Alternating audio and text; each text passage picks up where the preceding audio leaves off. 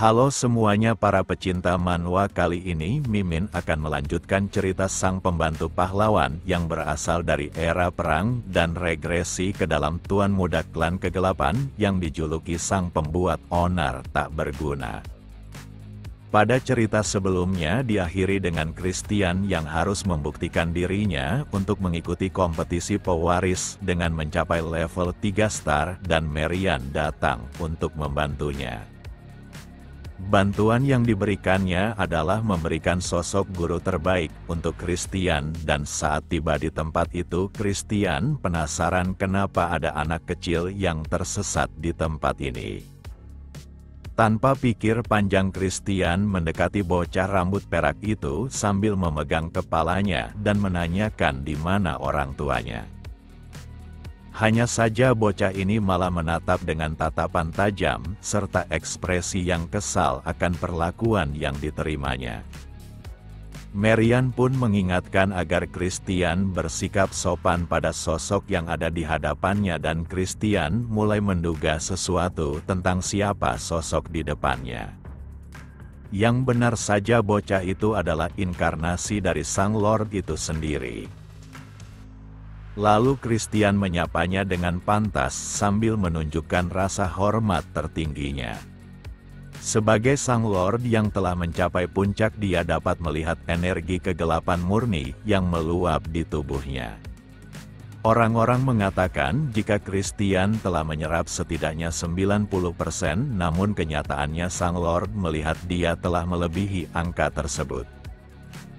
Berhasil bertahan hidup setelah menyerap energi kegelapan murni sebanyak itu sudah sangat menakjubkan, dan tapi keputusan itu juga dapat menjadi malapetaka disebabkan konsekuensi yang harus ditanggungnya, dan Christian memahaminya dengan baik. Sang Lord tertinggi sendiri telah menyerap energi kegelapan murni sebanyak 80% sekaligus mengalami hambatan yang jauh keras dibandingkan orang lain. Bahkan sang pendiri klan kegelapan pun tidak akan bisa meraih level puncaknya tanpa adanya bantuan dari sang Kaisar Demon. Maka dari itu dia tidak bisa membayangkan kesulitan macam apa yang akan Christian lalui untuk mengatasi energi kegelapan murninya yang diserapnya secara serakah. Maka dari itu sang Lord tertinggi akan membantunya dengan menarik sebagian energi kegelapan murninya untuk dikembalikan ke dalam gerbang penyimpanan.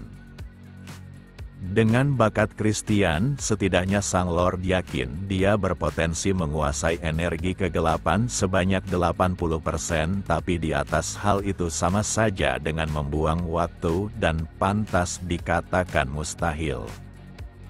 Hanya saja Christian malah mengabaikan bantuan sang Lord, bahkan menanyakan kenapa klan kegelapan ini semakin melemah hingga saat ini. Marian mencoba menghentikan Christian untuk mengatakan sesuatu di luar latihannya, tapi Christian merasa semua orang mengetahui jika klan kegelapan sudah dianggap salah satu dari klan terlemah di antara keluarga bangsawan lainnya. Kemudian sang Lord menanyakan kenapa Christian berpikiran seperti itu dan apakah dia memiliki alasan. Christian pun menjawab jika klan kegelapan ini cukup cemerlang di beberapa tahun silam ini, dan semua itu berkat kerja keras sang Lord yang ada di hadapannya, tapi tetap saja kerajaan maupun klan lain menganggap klan kegelapan sudah tidak seperti dahulu. Hanya ada satu alasan kenapa klannya diremehkan, dikarenakan jumlah orang yang memiliki kekuatan 8 star. Penerus klan kegelapan maupun para petingginya sudah mulai melemah, dan jika seperti ini terus maka semuanya makin akan merosot.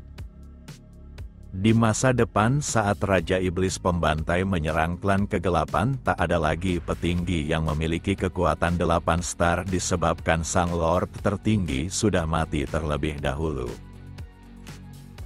Sedangkan mereka yang masih berada di level 7 star bersama dengan 10.000 prajurit klan berjuang melawan invasi dari sang Iblis Pembantai, dan mereka semua berakhir dikalahkan sekaligus dipaksa menjadi budaknya.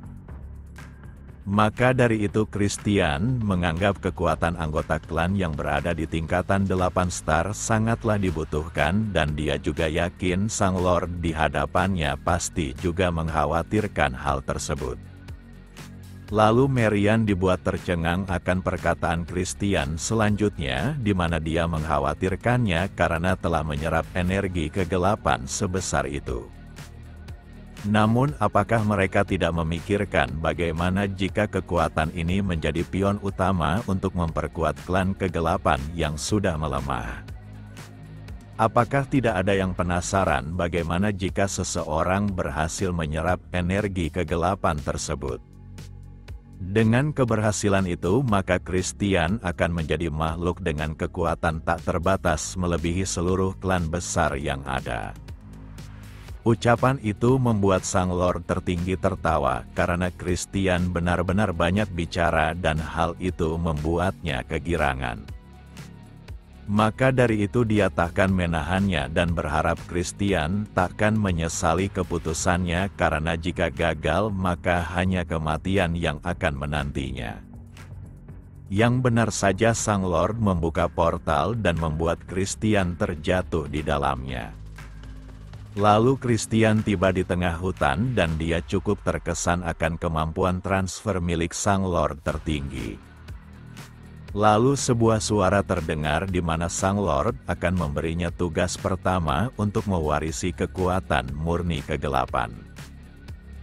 Dalam waktu singkat monster raksasa yang tampak tidak normal telah berada di belakangnya. Christian dapat merasakan energi makhluk itu sangat besar menunjukkan dia berada di level yang tinggi. Sementara itu Sang Lord tertinggi sedang menyaksikan latihan itu melalui sebuah bola sihir yang ada di depannya. Marian sendiri tak mengerti kenapa kepala klan melemparkan anak yang baru menginjak level 2 star ke dalam sarang monster level 4 star dan hal ini tentu saja sangatlah berlebihan. Bagi Sang Lord tertinggi satu monster takkan cukup dan dia harus membuat semuanya makin menarik. Yang benar saja kali ini dia menambahkan monster kadal batu raksasa untuk menguji tekad Christian karena dia sudah terlalu arogan. Mereka hanya mengucapkan permintaan maafnya kepada keponakannya disebabkan tak bisa melakukan apapun. Menurut Sang Lord tertinggi pelajaran terbaik adalah membuat Christian terpojok agar dia mengetahui soal jati diri energi kegelapan itu. Penyerapan suatu ilmu akan menjadi lebih cepat jika seseorang diambang kematian dan hal itulah yang ingin dilakukannya. Jika Christian beruntung, maka dia akan memahami jati diri kekuatan yang sekarang ada di tubuhnya, tapi jika tidak maka dia akan mati. Kemudian Sang Lord tertinggi ingin bersantai dengan meminta Marian membawa yang sudah diinginkannya. Yang benar saja Marian telah menyiapkan beberapa kue manis untuk Sang Lord tertinggi. Dia tak mengerti kenapa dirinya selalu menginginkan makanan manis setelah menggunakan energi kegelapannya. Tak hanya itu menyaksikan seseorang sedang berjuang akan sangat menyenangkan dan dia akan mengamati bagaimana keadaan cucu kesayangannya. Di sisi lain Christian telah terpojok dan tiap monster di dunia ini diukur dengan level mereka yang menunjukkan berbahayanya. Monster beruang berkepala dua seharusnya adalah monster yang mustahil untuk dihadapi oleh seseorang dengan level 2 star. Tak hanya satu tapi mereka ada dua dan Christian dapat dihabisi dalam satu serangan. Lalu monster kadal ini menyemburkan cairan hijau dari mulutnya. Walau kecepatan serangan itu sangat tinggi, tapi berkat instingnya yang sudah terasah dalam perang masa lalu, maka dia berhasil menghindarinya dengan cukup mudah. Namun tetap saja jika dia lengah, maka tubuhnya akan hancur seketika seperti pohon yang ada di belakangnya.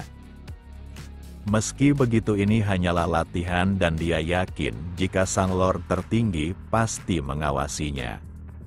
Lalu Christian pun memanggilnya dan menganggap jika sang Lord pasti takkan memberinya tugas tanpa jawaban.